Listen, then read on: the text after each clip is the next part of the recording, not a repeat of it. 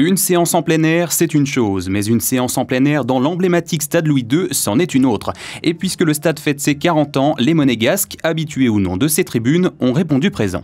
C'est le côté cinéma en plein air qui vous a attiré ?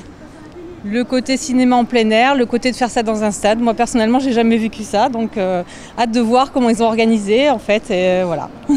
Et vous aviez déjà vu le film Valériane et les 1000 planètes ? Il y a longtemps. Il y a longtemps, oui. Le film de Luc Besson, ouais, on le connaissait. Ouais. Parce que c'était sur les journaux et on a vu ça. Et donc moi, qui suis abonnée au stade Louis II, qui aime bien l'AS Monaco, je suis venue là pour voir le film Valériane de Luc Besson. Et il paraît que c'est génial. C'est toujours agréable d'avoir un cadre différent pour une nouvelle expérience du cinéma.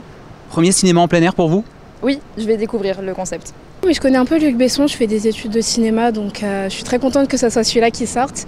Et j'ai pu voir un peu en avant-première les écrans au Hercules, parce qu'il me semble qu'il y avait un nouvel écran et que c'était un de ceux-là. Donc j'ai hâte de voir ce que ça rend sur un beau film comme celui-là. Au programme, c'est donc Valérian et la cité des 1000 planètes du réalisateur français Luc Besson. Ce n'est pas son film le plus connu, mais il a tout de même attiré du monde. Avec un peu de pop-corn, des sucreries et des transats, il n'en fallait pas plus. La direction se réjouit d'avoir fait le plein. Oh oui, pour les 40 ans du stade, c'est le 3e volet de cet anniversaire. Et on prévoit une séance unique, inédite, puisque ça ne s'est jamais fait au stade. Donc ça fait partie aussi le fil conducteur de l'exposition que nous avons montrée dans la rue piétonne intérieure.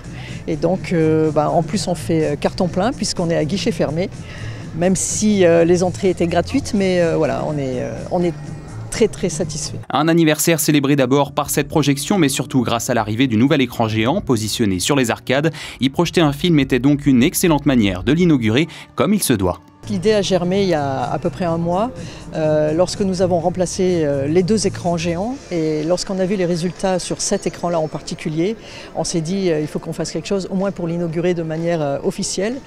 Et du coup, c'est tombé en même temps que les 40 ans. Et en fait, tout ça s'imbrique très bien. On passe de 54 à 94 mètres carrés.